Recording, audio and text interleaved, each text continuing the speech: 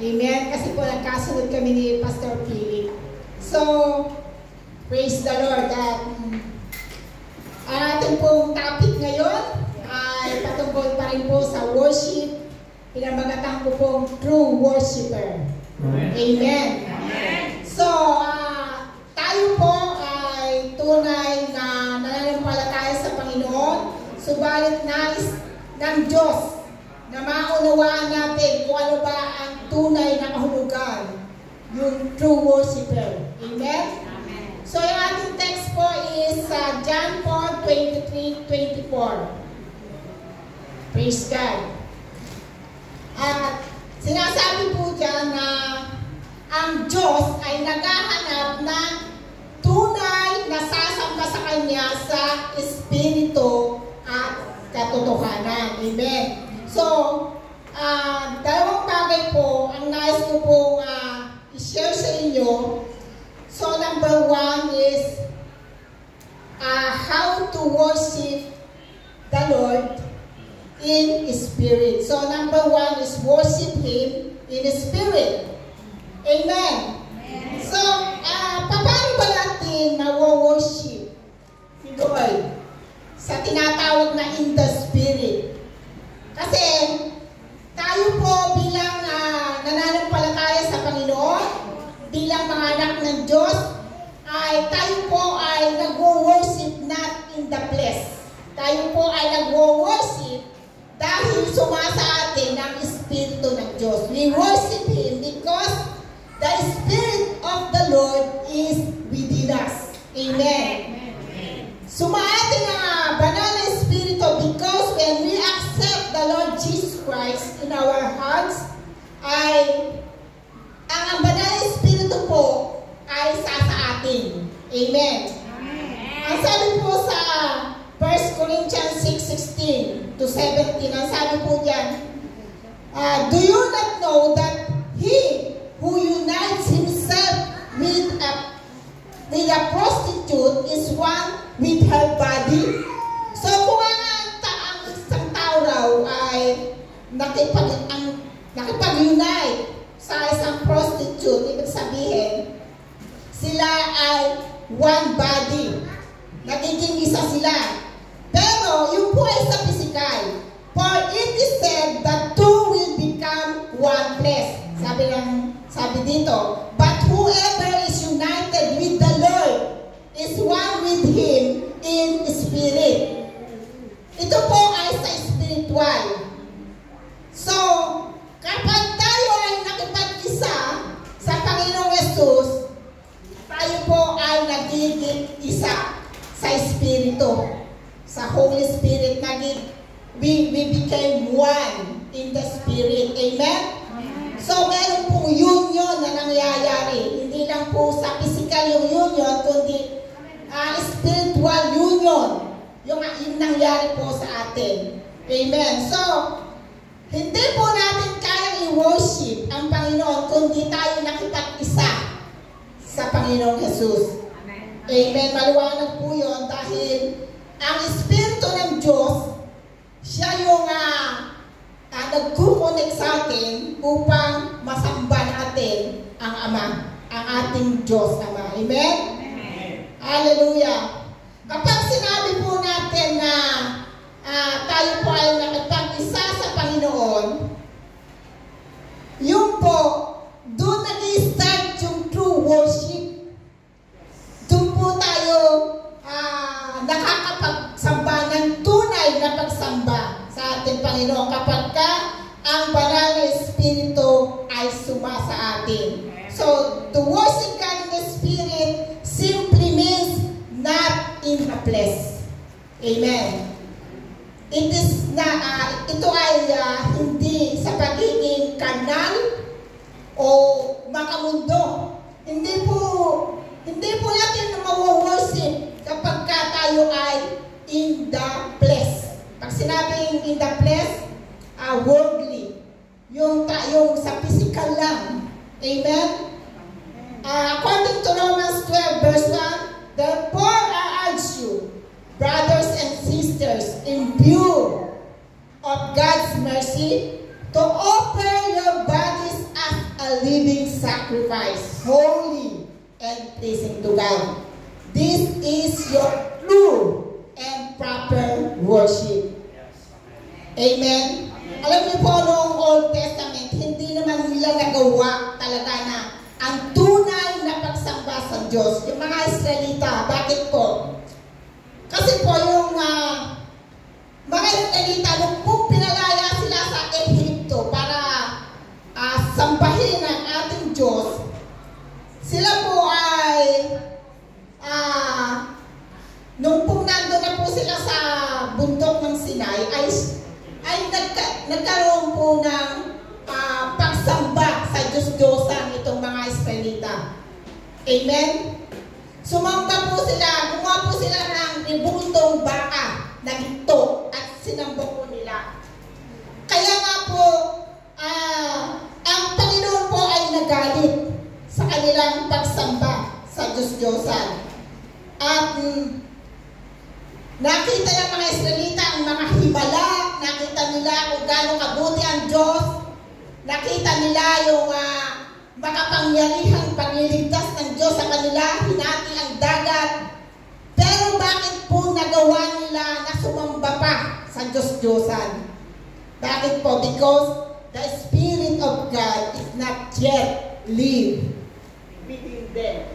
Wala ang Espiritu ng Diyos sa kanilang puso. Hindi pa nananahan ang Espiritu ng Diyos sa kanilang mga puso. So tayo po ay mapalad, mga kapatid. Ngayon ay ang Espiritu ng Diyos ay sumasa atin na, mga kapatid. So ang kailangan po natin ay commitment to worship the Lord. Commitment, sincerity, yung pagiging sincere natin, yung ating mga puso, loyalty. Loyalty yung ating pagiging tapat sa Diyos. Amen. And it comes from the heart sa ating pong puso, sa ating espiritu. Kaya nga sinasabi ng Panginoon na naghahanap siya ng tunay na sasamba sa Kanya sa espiritu at katotohanan. So, sa pagsamba natin sa espiritu, we have to commit ourselves to God. Maging sincere tayo, maging loyal tayo sa ating pananampalataya sa Diyos. Amen? Amen.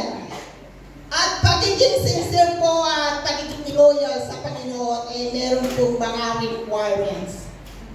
Meron pong sacrifice. Amen? Amen. Kasi po, ang isa pong Kristiyano, hindi lang po ikaw ay na-born again lang, hindi yung tinanggap mo lang ang Panginoon, na Panginoon at tagapagligtas ay enough na. Hindi po.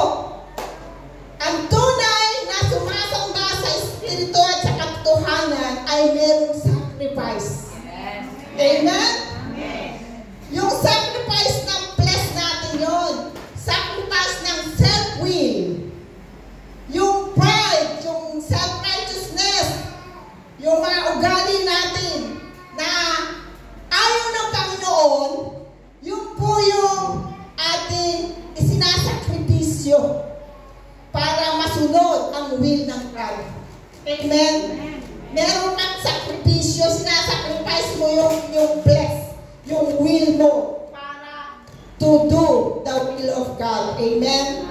So worship is sacrificing our will, sacrificing our flesh. Amen? Example po si Abraham. Isinacrifice niya yung will niya to worship God. Sa paanong paraan na ang kanyang anak ay nihandog niya sa Diyos upang patayin.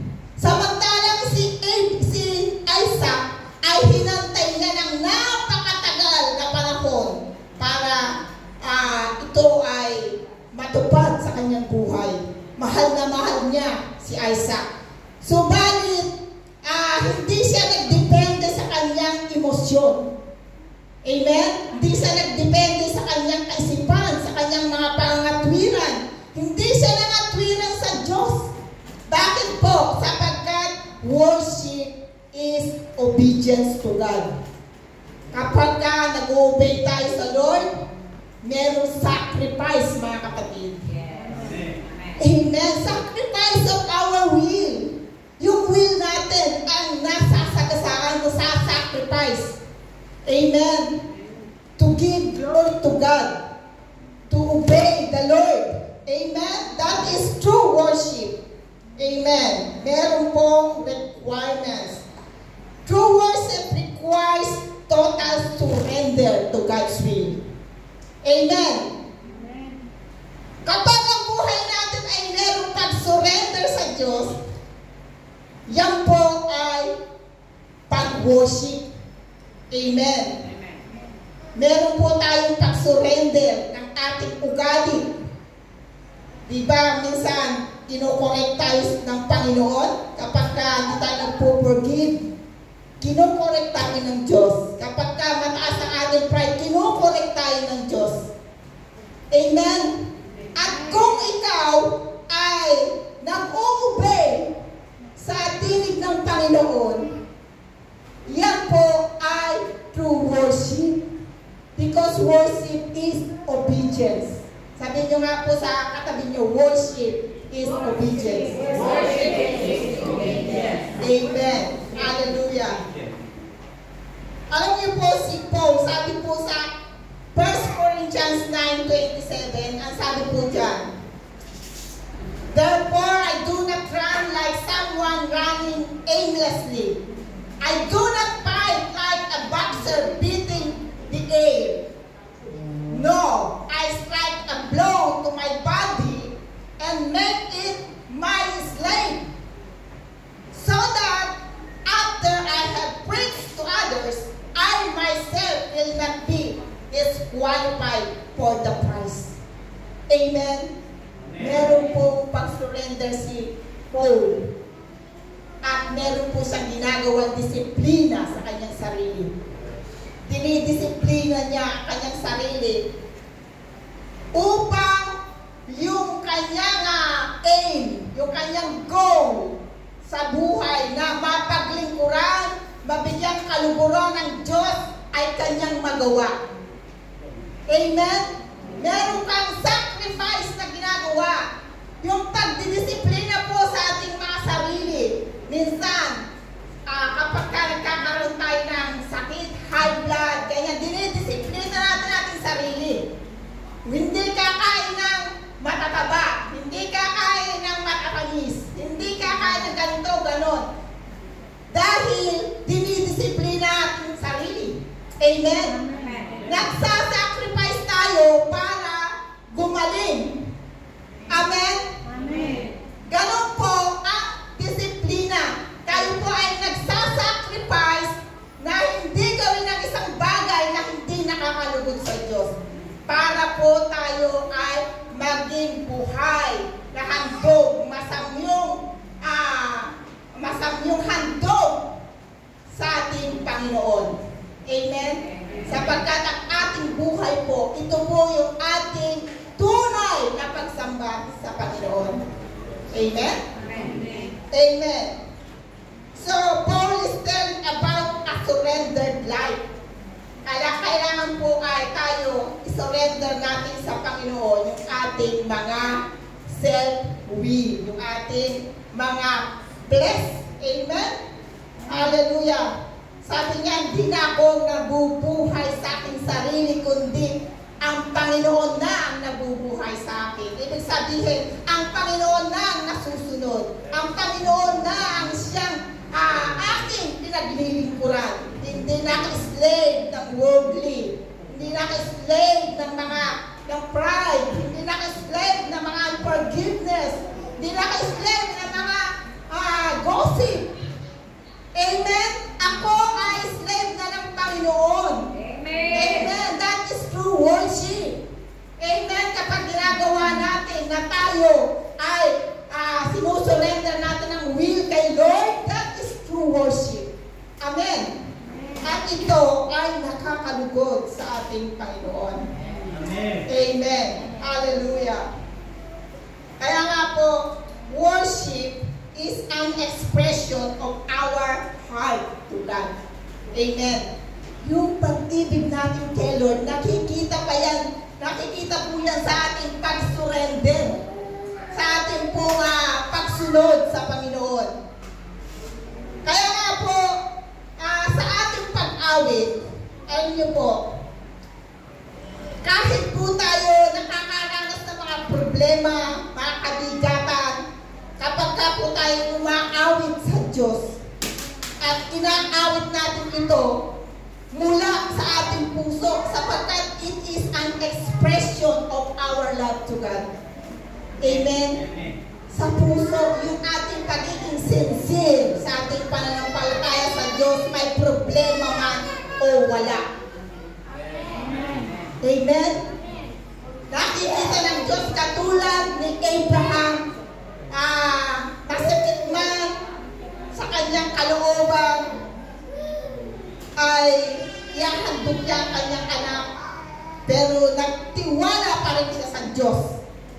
Ganun po ang pananambahan sa Panginoon. Nagtitiwala tayo sa Diyos. It is an expression of our love to God. Yung pagtitiwala natin sa Diyos. Amen.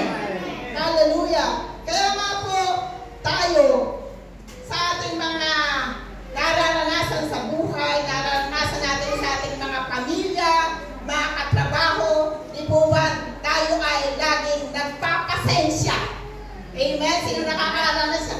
Lagi kang nagpapasensya. Bakit po? Dahil ang iyong heart ay puno ng salita ng Diyos, ng pasasalamat sa Diyos, ng pagmamahal sa Diyos. Kapag ang puso mo ay meron kang pag-ibig ng Diyos, yun po ang lalabas sa iyo. Amen? Amen. Amen. Kaya nga, kapag puno-puno ka ng love, yung pagpapasensya, nagagawa mong pagpasensyahan ang iyong kapatid, ang iyong kapwa. Amen. Ito po ay tunay na nakikita ng Diyos. God looks at the heart. Amen. Yung po yung pagsamba sa Espiritu. At sinasabi ng Panginoon na hinahanap niya. Amen. Kaya nga po, tayo po ay lagi nagpapasalamat sa Diyos, lagi tayong nagagala dahil sa ginawa ng Diyos sa ating buhay. Amen. Ang pagpupuri po at pagsamba sa Diyos ay nakikita mo yung ginawa ng Diyos. Nakikita mo kung sino siya. Nakikita mo kung ano ang magagawa ng Diyos sa buhay mo. Amen? Hallelujah. So, worship is our response to our encounter with God. Amen. Amen. Amen. Ito yung pagtugon natin sa kabutihan ng Diyos. Ito yung pagtugon natin sa kanyang mga kahangahangang ginawa sa buhay natin. Ito yung pagtugon natin sa kanyang pagliligtas sa atin. Pagtugon sa kanyang pagpapagaling. Pagtugon sa lahat ng mga bagay na tinanggap natin mula sa Diyos. Mga kapatid, ito yung pag-acknowledge natin sa kadakilaan ng ating Panginoon. Yung ating pag-worship, ito ay ating pag-acknowledge, paggalang natin sa kabangalan ng Diyos. Amen. Kung sino sa si Lord, yun po yung bakit tayo nag-worship. Amen? Hallelujah. Si Isaiah, ano po ba ang response niya sa Diyos nung ma-encounter niya ang Diyos?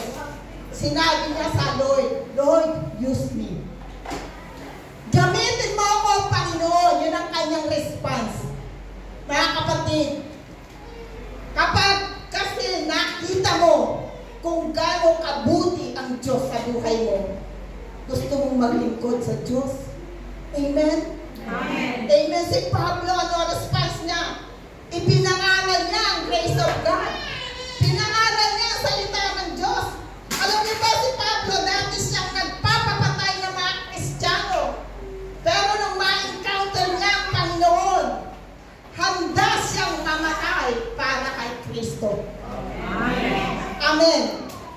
si Mary Magdalene. Ano ang response niya sa kabutihan ng Diyos sa kanya? Si Mary Magdalene, pinatawad sa kanyang mga kasalanan. Kahit po isa siyang prostitute, kahit siya ay masama sa paningin ng mga tao, tinanggap siya ng Panginoon. Iniligtas siya ng Diyos. Pinatawad ang lahat ng kanyang mga kasalanan. Amen? At alam niyo ba ang response ni Mary? Siya ay naghandog ng mamahaling pabango sa paanan ni Kristo. Ang pabango po na yun, nagkakahalaga ng isang taong sweldo. Ganun po kamahal yung pabango na yun. At ito po ay binuhos ni Mary sa paanan ni Jesus. At yung pabango na yun, alam niyo po, humalimuyak sa buong room, sa buong lugar na yun.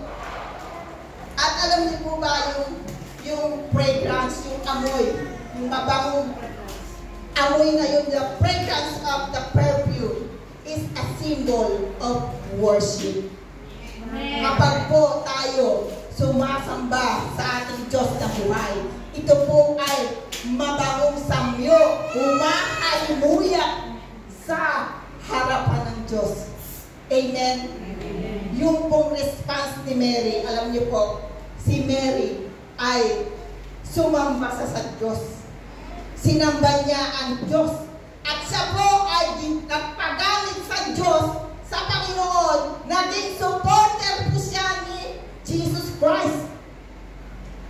Siya po ay naging supporter ng gawain ng Panginoon. Mga kapatid, kung merong ginawa ang Diyos sa buhay mo, ano ba ang response mo?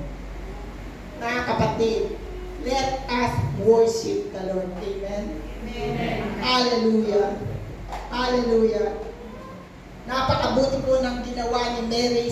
Samantalang po yung mga tao na nakakita noon ay siya ay pinersecute. Bakit daw yung pabango na yun ay inaksaya lang? Bakit hindi pinamigay sa may hirap? Mga kapatid, kapag tayo ay nag-worship, nagagalit ang dyablo. Amen? Dahil ang dyablo, gusto niya, siya ang i-worship natin. Pero, ang Panginoon, siya yung karapat-dapat tumanggap ng ating pagsamba. Kaya, let us worship the Lord. Amen? Amen. Tama po ang ginawa ni Mary sa paningin ng Panginoong Jesus. Hallelujah. So, worship is sacrificing. Worship is an obedience to God's will. At wala po tayong maibibigay sa Panginoon kundi ang pagsamba lamang. Amen? Lahat ay galing sa Diyos. Kaya nga po, pagsamba lamang ang pwede nating ihandog sa ating Panginoon with a sincere and loyal heart. Amen. Amen. Ang gusto ni Lord ay awit ng iyong puso. Hindi siya tumitingin kung gaano ka kahusay umawit, kung gaano ka kahusay tumugtog. Hindi siya tumitingin kung gaano kalaki ang iyong mga serbisyo. Hindi siya tumitingin sa mga bagay na pang-pisikal lang, subalit ang tingin niya kung paano mo ginawa ang mga bagay nito. Tinitingnan niya yung iyong sinseridad, yung iyong loyalty sa iyong pananampalataya sa isang bagay na ginagawa mo para sa Kanya. Amen? God is looking at your sincerity and loyalty. Amen. So sabi po sa Colossians 3:23, whatever you do, do it heartily as the Lord, not for men. Amen? Do it heartily. Mula sa puso ang gusto ng Panginoon. Sapagkat ang Diyos nakatingin sa ating mga puso. Ang laman ng ating puso sa ating mga paglilingkod, sa ating mga paghahandog, sa ating mga ginagawa, whatever you do it for the glory of God. Alam niyo po yung ating inaawit kanina, never cease to worship you. Ang pagsamba po, hindi ka tumitigil. Hindi ka, yung nag-worship ka kanina, true singing is an act of worship. Pero hindi ka tumitigil ng pag-worship. After po ng praise and worship dito sa stage, ikaw po ay nag-worship pa rin sa Panginoon sapagkat sinabi ng Colossians 3:20, whatever you do it for the glory of God. That is worship, mga kapatid. Kapag ginagawa mo isang bagay, lahat ng ginagawa mo para sa Panginoon, ito ay pagsamba. Tunay na pagsamba sa ating Diyos. Amen? Amen. It's all about Jesus. Amen. So that is worship in the Spirit. Amen? Naintindihan niyo po ba? Amen. Hallelujah. So number 2, worship Him in truth. Worship Him in truth. Sino po ba yung truth? Si Jesus Christ. Jesus is the way, the truth, and the life. John 14:6. At sabi po sa John 17, verse 17, sanctify them by the truth. Your word is truth. Amen? Si Lord yung truth. Amen? Kaya nga po, worship Him in truth means not doubting the word of God. Ulitin nga po natin, worship Him in truth means not doubting the word of God.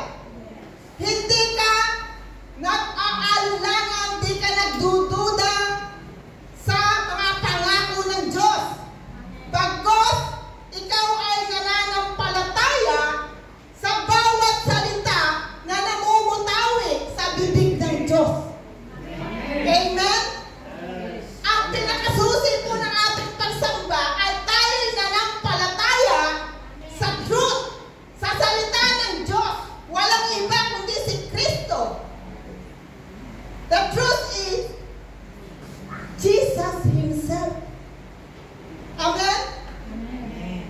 Kaya nga po kapag tayo ay hindi nagdududa, hindi ka nagdadalawang isip, pabago-bago ngayon, mananampalataya, bukas hindi dahil nagka-problema, that is not worshiping in truth. Ang pananampalataya, dapat ay lagi kang nananampalataya na ang salita ng Diyos ay totoong mangyayari. Hindi ka nagdududa.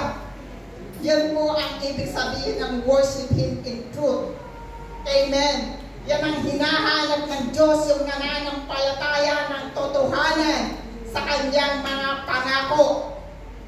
May pagpapahalaga sa salita ng Diyos. Job 23 verse 12, ang sabi po dyan, I love the word of God more than my food. Grabe yan si Jehovah. Mas mahalaga pa sa kanya yung salita ng Diyos kaysa sa kanyang physical nourishment. Amen? Amen. Eh, ang maraming mga Kristiyano na kapag ilang konti na lang ang laman ng rep, nag-aalala na. Diba? Dahil maubos na kanilang pagkain at nalimutan na nila na the God will supply all their needs. Amen? Gano mo pinahalagahan ang salita ng Diyos sa buhay mo? Kung gano mo pinahalagahan ang pangako ng Diyos sa buhay mo, ay ganun mo wino-worship si God in spirit and truth.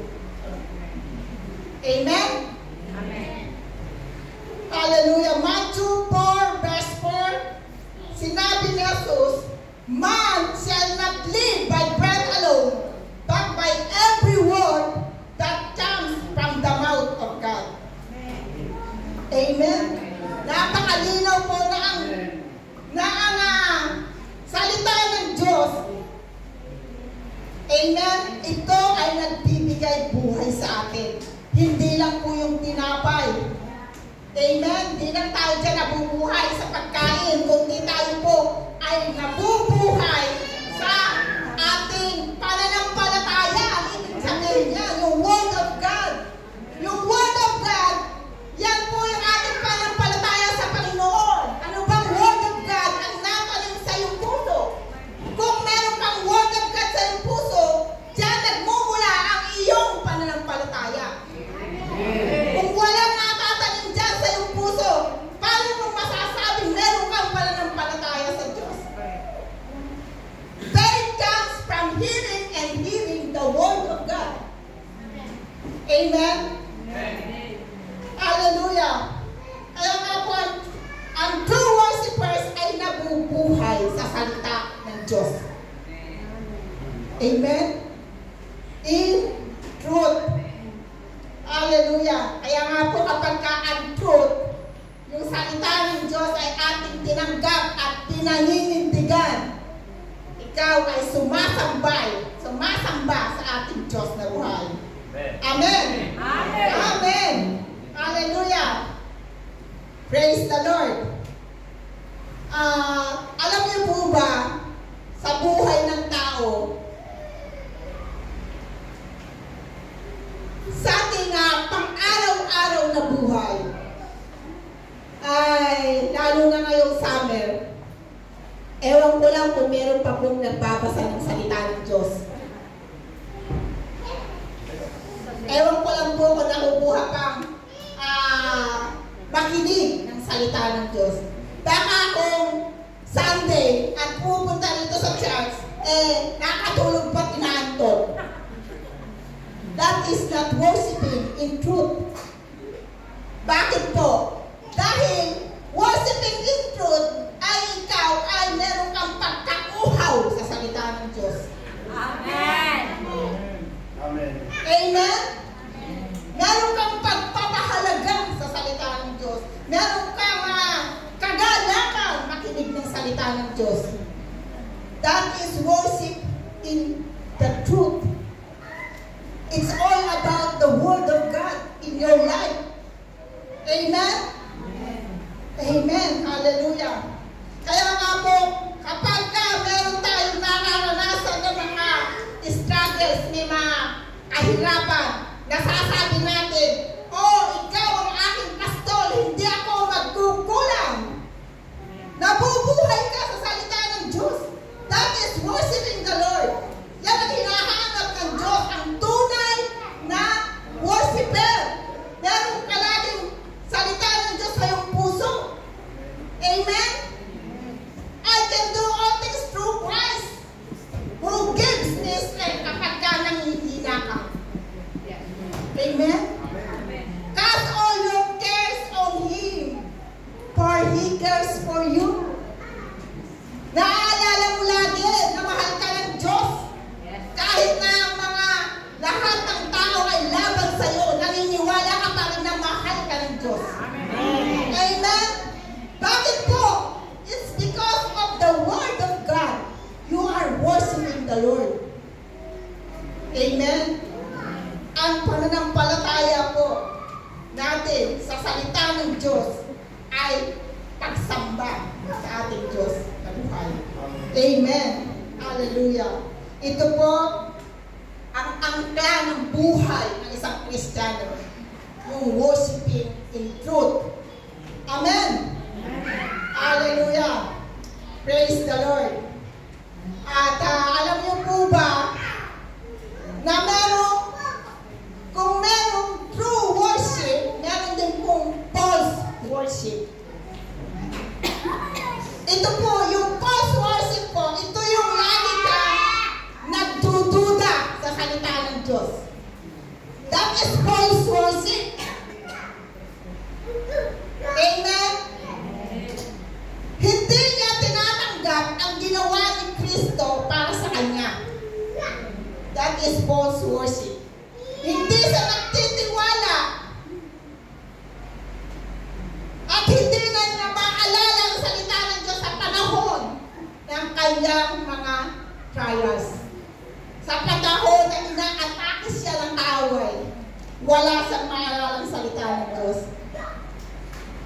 That is false worship. You are not worshiping in truth, mga kapatid. Yan ang hinahanap ng Diyos na kapag dumating ang problema, nakatayo ka pa rin sa salita ng Diyos. Naaalala mo pa rin ang Diyos, ang kanyang mga pangako sa iyo. Naaalala mo pa rin ang pag-ibig ng Diyos. Amen? Na hindi ka niya iiwan, hindi ka niya pababayaan.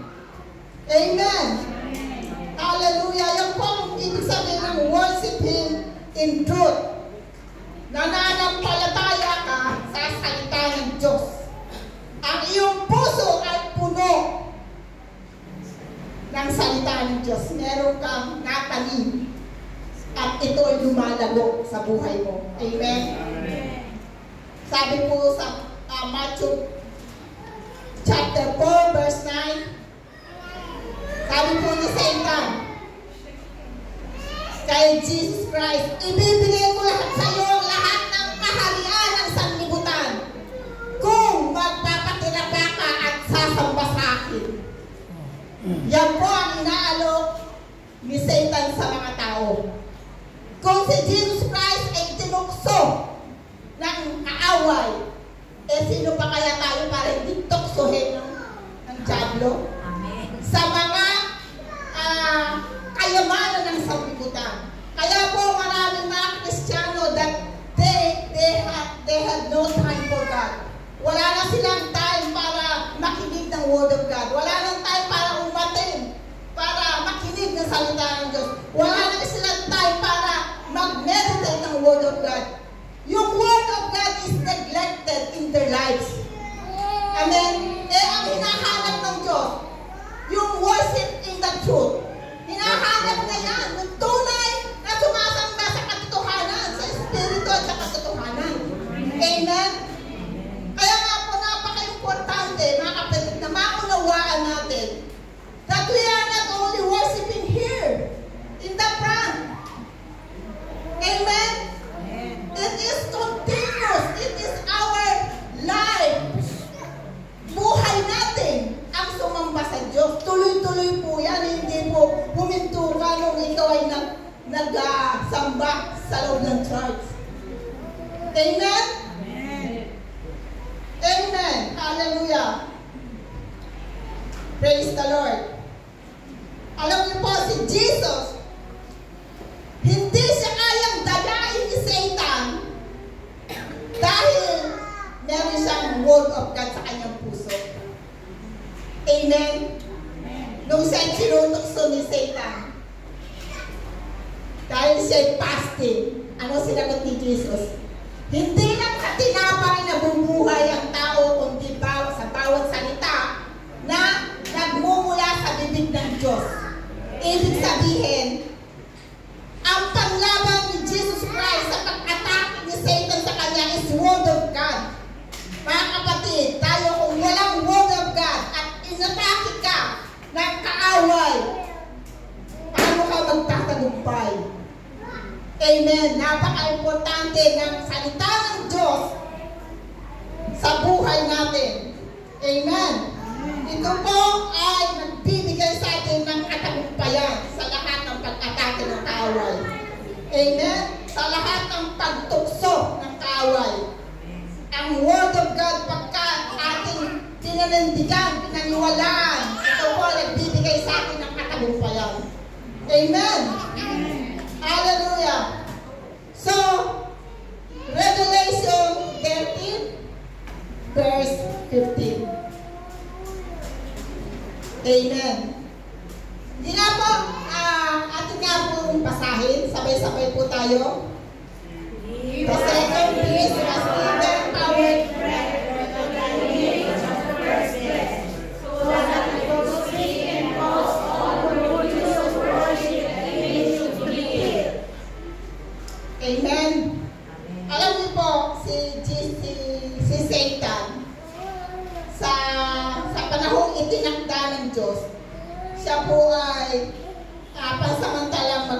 bumalik.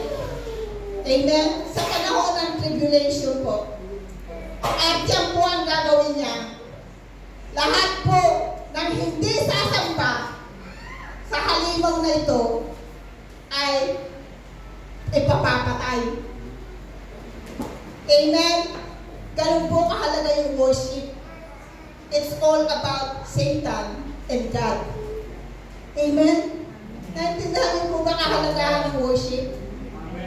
Amen. Sa panahon ng tribulation, ang labanan mo ay kung kanino ka sasamba. Amen? Kay Satan ba o kay Lord? Kaya nga po, dapat natin matutuhan ang tunay na pagsamba ngayon pa lang. Amen. Amen? E paano kang sasamba kung wala ka namang Word of God? Paano kang maninindigan sa kaaway? Paano kang mananatili kung wala kang salita ng Diyos? Ang loyalty, mga kapatid, loyalty natin sa Diyos, ang faithfulness natin sa Diyos, ang sincerity natin sa Diyos ay nakabase sa salita ng Diyos. Amen? Totoo po yan, nakabase sa salita ng Diyos. Kaya nga po, punuin natin ng salita ng Diyos ang ating mga puso. Yung salita ng Diyos po, alam niyo po, yan ay ninanakaw ng kaaway sa puso ng tao upang huwag mo siyang sambahin. Amen? Lahat po ng mga napakinggan natin ngayon, kung hindi mo yung aalagaan sa iyong puso, hindi mo i-meditate, hindi mo pag-aaralan, hindi mo siya i-cherish sa iyong puso, yan ay nanakaw ng kaaway. Baka mamaya pa lang after 2 hours o 1 hour, nalimutan mo na yan. Kasi bakit? Ninanakaw ng kaaway. Ayaw niya na lumago ka sa pagsamba mo sa Diyos. Sapagkat si Satan, gusto niyang palitan si Kristo bilang isang Diyos. Gusto niya ang mga tao sa kanya sumamba. Kahit na si Kristo, gusto niyang sumamba sa kanya. Amen? Ganun po, ka-importante ang pagsamba. It's all about Satan and the Lord Jesus. Amen?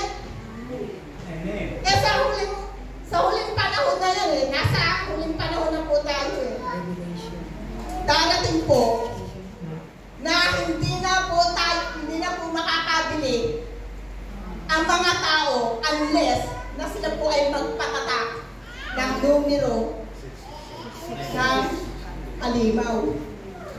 Sinasabi nilang 666, pero yun ay pangalan ng halimaw, the devil, yung Antichrist. Hindi ka rin pwedeng magbenta kahit na may pera ka o kahit na meron kang mga ginto at ibebenta mo para makabili ka. Hindi ka rin pwede makabili, ang sabi sa Bible. Maliban na ikaw ay magpatatak o sambahin. Kasi pag nagpatatak ka means you will worship the devil. Alipin ka niya. Sasamba ka na sa kanya sa gusto mo at sa hindi. Ganun po yung kahulugan ng worship sa tribulation. Darating po yan sa itinakdang panahon ng Diyos. Amen? Amen. Hallelujah. Yan po yung worship natin na dapat maunawaan na tayo, yung salita ng Diyos, yan ang magpapatatag sa atin upang manatili at huwag magpatatak. Huwag sumamba. Alam niyo po, ang tribulation, bago dumating yan, may rapture. Amen? Amen. Sigurado ka na ba na hindi ka maiiwan sa rapture? You must worship God in spirit and in truth. Mga kapatid, kapag ka, ang sumasamba lang sa'yo ay flesh, you have to worship Him in spirit. Tanggapin mo siya bilang Panginoon at tagapagligtas ng buhay mo. Manampalataya ka sa Kanya mga salita. Kapag kaya ng ginawa mo, hindi mo i-deny si Jesus Christ. Hindi ka maiiwan sa rapture. Mga kapatid, kapag naiiwan sa rapture ang isang Kristiyano, kahit Kristiyano ka pa, kung ikaw naman ay hindi tunay, hindi ka sincere, hindi ka faithful. Diba ang sabi ng Matthew, yun lamang nananampalataya at tapat sa Panginoon, sila lamang yung maliligtas. Amen? Amen.